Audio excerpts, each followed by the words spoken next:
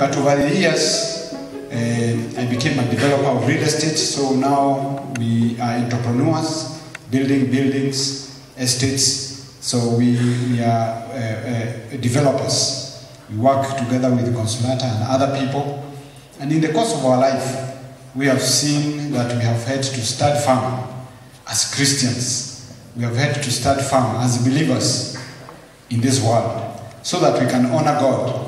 And this question of corruption is not just about people who are working, it's also about ourselves here. CU students, this congregation, we have assembled here so that we can encourage each other. Or some water there. Thank you. We have assembled here so that we can encourage each other. And we were reading about a week ago or two, for those who keep up with the newspapers and news. A survey was done for young people in this country between the age of 18 and 35. 18 to 35. And recently, God gave me an opportunity to serve in a task force that has brought out some new regulations on anti-corruption. When there was a big matter of NYS recently, the president formed a task force and he announced new measures of fighting corruption.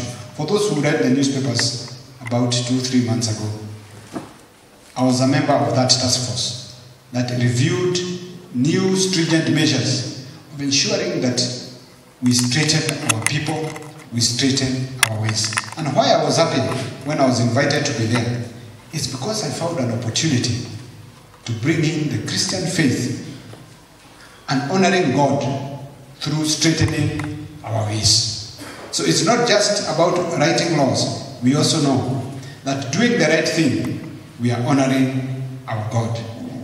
And we ask ourselves, what is corruption? What is this corruption? It's about bribing to gain favor. Instead of doing the right thing, you bribe to gain favor, you bribe to get money, greed, creating wealth, and looking for riches, and also accessing opportunities. As a matter of fact, some of the young tech-savvy people, young people working in the banks in Kenya, you could have read, if you keep up with the goings on in the business area, banks are losing a lot of money because young tech-savvy workers, employees who are very well trained create corruption rings within the banks, use their ICT knowledge they have learned in the universities. They misuse, they don't use, they misuse to create fraud, corruption in the banks, taking a lot of money. In fact, most of them are in court. You read quite often, it's corruption. And you are working for an employer who pays you a salary, and in the same office, you are engaged in corruption, stealing the money of the same place which you are promoting. This is the kind of society that we are in. And coming back even to the university here, we are told, you can see our nephew, niece's son, they're in the university, and they tell us what is happening. That sometimes students are able to even corruptly get the exam papers. You get the exam papers, pay somebody a bribe, and pass very well in your exam. That is corruption. And if you build your foundations, corruption starts in small things like those. If you learn small corruption, you are the one who graduates to big corruption. They do not get born big, they start small. Pay for a small exam paper and see it works. Say, pay for 2 papers, pass 2 exams. And then they take that experience elsewhere. That is how it works. So when you see somebody now getting engaged in very big corruption, they started testing in a small way. And that's why we would like to say, don't get engaged in even small activities of corruption. Because you're going to ruin yourself, it will become a disease, and it will be possible to cure. But we thank God that with our Lord Jesus Christ, He is able, by His grace, to forgive our sins and be able to restore us. And then you say, I didn't do things the right way, now I will do better. We have been told that even in some of the jobs, some people, and it is happening, they pay money to be employed. Not because of your qualification, not because of your competence, but you pay money to get a job. That is wrong. If you have gone to the university and you have graduated, the Lord has prepared you on merit. With the help of our Lord, you'll get your job, or you'll employ yourself. God will take care of your interest to advance. You cannot be buying your way in life. God has already prepared a way for you to work hard on merit, and you will succeed. I'm sorry to say, we are even told that with respect to the ladies, some ladies, even some men, are friends to their lecturers to get better grades. If you find that you want to get a better grade, you make a friend, and your marks are adjusted. That is corruption. In fact, that is immoral. That campaign that you have started for chastity and fighting immorality, sexual immorality, is very important, because it is happening within the university with the members of the teaching staff to get favor. That is one of the worst corruption. Others are trying to get promotion at work, and they befriend their bosses so that they can get the promotion to the next level. These are things you should never be involved. God will promote you. Our Lord has the capacity to take you to the highest level of your career, of your business, of your work, without getting engaged in any of those things. There is sufficient grace for all of us. Amen? There is sufficient grace. So don't buy. Work through it, and you will succeed. I would like to read what God says. What does the Lord say about corruption? If you look at the book of Proverbs, chapter 21, verse 14. The book of Proverbs, chapter 21, verse 14. This is God's view of corruption. We read that a gift given in secret soothes anger, and a bribe concealed in the cloak pacifies great wrath. This is the word of God. A gift given in secret soothes anger. Who is angry? Is God. God is saying, no, I cannot stand this with you. I'm not on your side. God is objecting and saying, I'm angry. That is the biblical position. God disapproves. And you know, an angry God can remove favor from you and me and others who are involved in bribery and corruption. And in fact, we are told it pacifies great wrath, that it follows with the punishment, that God is not going to let you go free. At the end of the day, our Lord will catch up with you. This is the wrath. One time or the other, God is saying, I will catch up with you. We don't want to reach a place where God is saying, I'm going to catch up with you. Let us make our path straight. Let us not annoy God. Let us make peace with God. Let us have God be pleased with us. And we are going to transform our nation. The congregation here, the number of people here, you are more than enough to transform this country.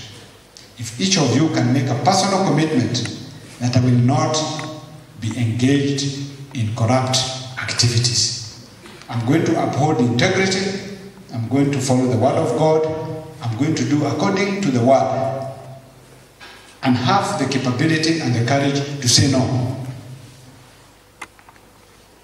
To have the capability and the courage to say no. I'll give you a story. I told you I'm an architect.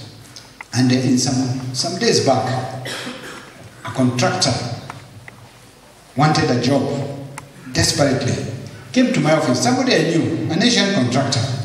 And because I'm the one giving the final decision, and they tendered several contractors, the job was a very good one, and this specific contractor really wanted this job. So he came quietly to my office and visited with me and said, "Oh, Mr. Lee, I came without appointment, and by the time he entered my office, he was carrying a big bundle of money in an envelope." So I was wondering, what's this? Or maybe he's going to pay some people. Maybe he's on his way to the site. And then he starts and says, "Oh, thank you very much for receiving me without appointment, but I brought you a gift. I know you are engaged in a lot of charitable activities, community affairs, where you require a lot of resources. We are coming to add value to that program." The argument sounds quite okay, isn't it? Yeah. He presented it very well. He knows. He presented it very well. That just in case you are called somewhere else and you need the extra resources, they are here. So he marketed the gift quite well. But then he said, "And by the way, I also tendered for a job here. And I'm very keen that you give me that job. I'm prepared to do it. And please, could you confirm also, as we are supporting you on your charitable work, also confirm that you give me the job." That is a very big temptation. Because you are the two of you in the room. This is a big bundle of cash, and it is meant to support your charitable work. You also have a job which you can give him. That is a big temptation. It is at that point that your decision measures what you stand for. Because how you answer that person tells you what is in your heart. Because the question, you have only two answers to give. You either say no, or you say yes. There is no between. There's no? Is there a between there? You're either saying no, or you're saying yes. But because of following my Jesus, and because of my salvation, I said, I make the decision in accordance with my beliefs. My belief is I don't want to be corrupt. I want to keep integrity. So I told him, "My friend, no, I will not take your money." Then I challenged him. I asked him, "You have been working as a contractor, earning this money for a long time. How come you now want to come and share with me? You have got your family, you have your wife, you have your son, you have your daughter. Why don't you go and take? They have been waiting. Every day you go to work, it is this money they have been waiting for. Now how come you want to share with me?" So I challenged him. Then I told him, if I want more money myself, I will go to my client, the owner of this project, and ask them that I need additional fees for a good reason, if I have one. We will negotiate, they'll agree to give me additional fees properly and genuinely. That will be my extra income, which is okay. So now he was shocked. And now he didn't know whether to leave or to do what. But I remembered at that time, another man had come into my office a little earlier. And he was very broke. And he was in the car park. He had wanted some money for school fees, for rent, for food. He had a lot of problems. But I was not ready. So I told him, "I'm very sorry, my friend, I was not ready." I was also not expecting him. So he had just turned up also in my office. So when I remembered his situation, I called the secretary. I asked, "Is so-and-so still out there?" So she looked and said, "Yes, he's still around." So he said, no, tell him to come to the office. So he came. So they sat there. Then I asked the Asian friend, when you left your home, I just want to confirm, you had made up your mind that you are leaving this money with me. He said, yes, I had made. He thought I'm now changing my, I now want the money. He thought I don't want to lose the money. So he said, I think Mr. Lee has changed his mind. He wants to give me the job and now receive the money. So I told him, were you sure? He said, yes, I was sure I'll leave it here. Then I told him, that is good. Now, I told him, you talked of charitable cause. He said, yes. I told him, the first charitable cause is here. This man you see here next to you has no food, has no rent. This man has not even paid school fees for his children. I plead with you, give him this money. He was shocked. Now he said, no, this is not what I meant. But I told him, no, you said you were ready to leave the money. And he said, what do you want? I told him, now, there was a lot of tension. Because this other man is now waiting for the money. And this one is not releasing. And they don't even know each other. So, and I realized that if I take too long, the Asian might leave the room quickly and go away. So, I now made an order. I said, no, please hand over this money to this man. So he handed over the big bundle of money to this other gentleman. And then they didn't know each other. And then I looked, he could recall it. He could call it back. So to waste no time, I told them, now my friends, thank you very much. Thank you for bringing the blessing. Thank you for being blessed. So I told them to leave. So the contractor left with a very stressed face. This other man was singing and dancing as he was leaving the office. So friends, what I'm telling you, you are going to be tested. You'll be tested. Right from here in the university, into your work life, into your business life. But the standard of your decision should be the biblical standard. Follow Jesus and do not be afraid. Learn to say no. And what God will do, because of honoring your God, He is going to take that decision and bless you big time. God has blessed us with Consolata. Over the years, we have decided to uphold integrity. We have decided to walk honestly and the truth, but God has also blessed us. There is a theory that the people who are making money are the corrupt, and the people who are going the narrow are broke. No! There are so many people in this country who are forthright, people who are honest and doing very well. Christians who have agreed to abide to the word of God and are very successful. So this theory is an imagined theory. It's an imagined theory. So I want to encourage you, brothers and sisters, do your work well. Build a good name and favor will follow you. You'll be successful wherever you go. Honor God. And I'm telling you, we have seen this ourselves. And we have consistently said no to the wrong things of integrity. Remaining straightforward, honest, and building a good name. That is something we cherish, and we know that we honor our God. And just give me one more, and then we are not far from finishing. At different time, another contractor came. In the business of architecture, you have to handle a lot of these people. And we had another big job that was being done by my office. This specific one found me with my partner, the other director we have that company with, and he came in and he is somebody we knew, presented himself very well, but he really needed this big job. And he challenged us and said, you have been my friends for a long time, but you have in your hands this very big job. And he told us, I want to give you an offer. He had tendered, like many other contractors. Just like the other one, he wants the tender now alone. And we forget the tender process we had gone through. And he says, I want to give both of you an offer.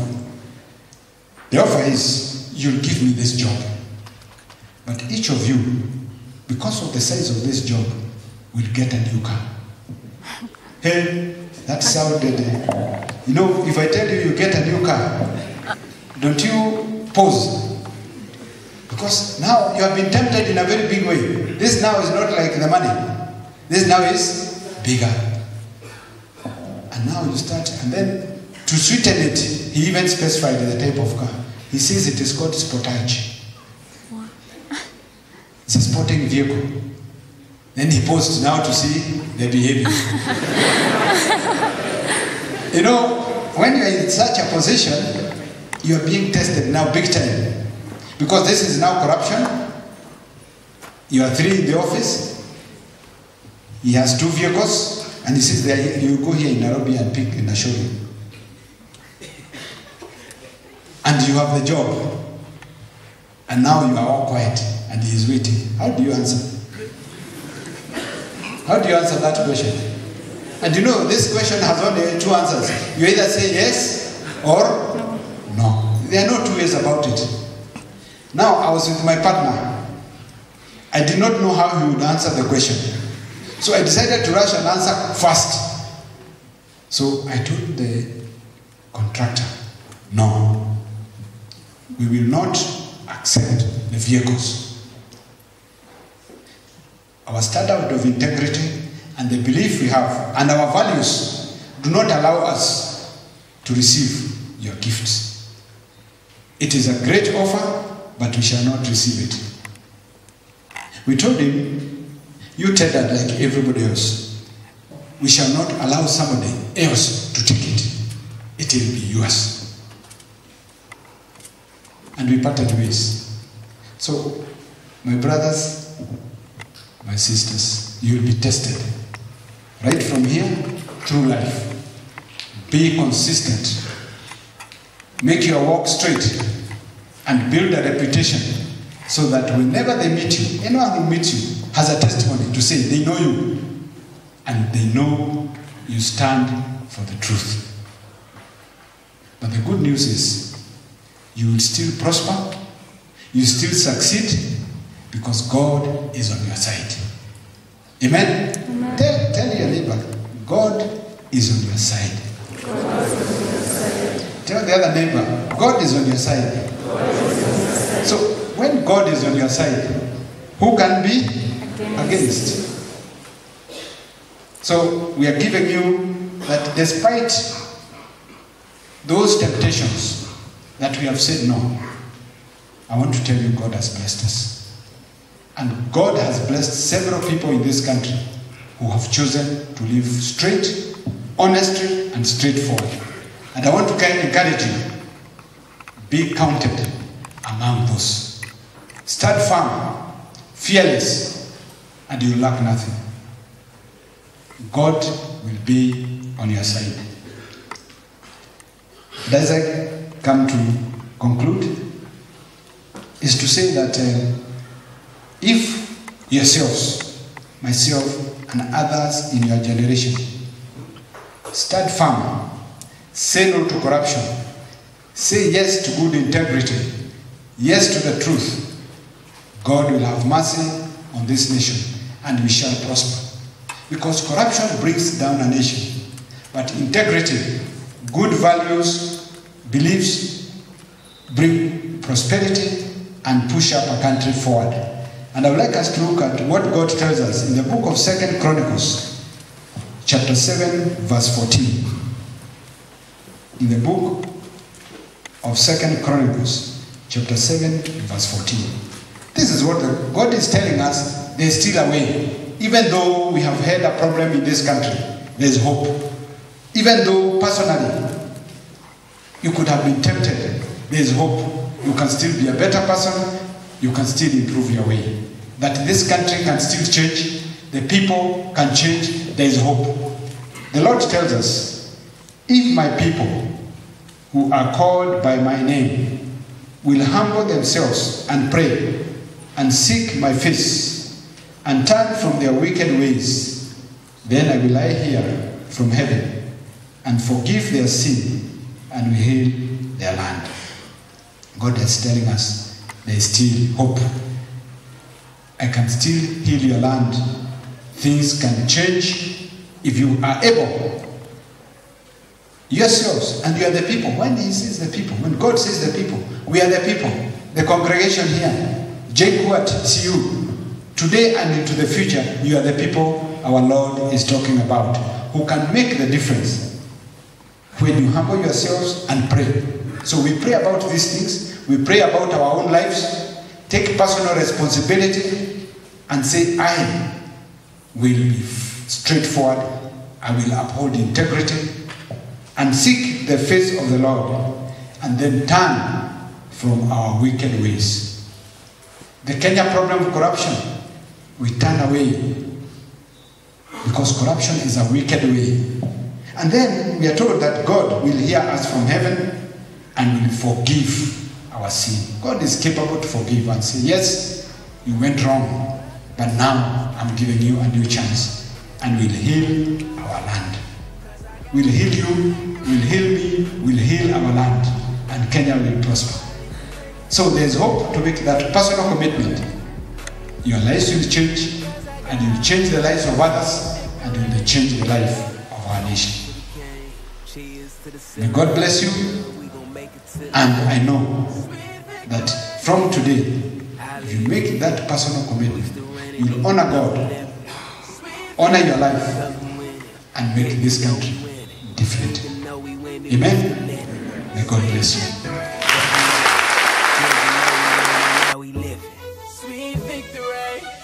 They like, I hear you talking wins, but I see your losses. You celebrating crowns, but I see your crosses. That's the paradox, it don't fit in your merit box. You might not understand it, you out in this pair of socks. The victor ain't the one that's winning, 7th inning. Trophies don't go to the ones that got a good beginning. When I say I win, I mean this day I'm in. I mean that day, but the grace I fade out then. I'm winning 'cause I reign with him.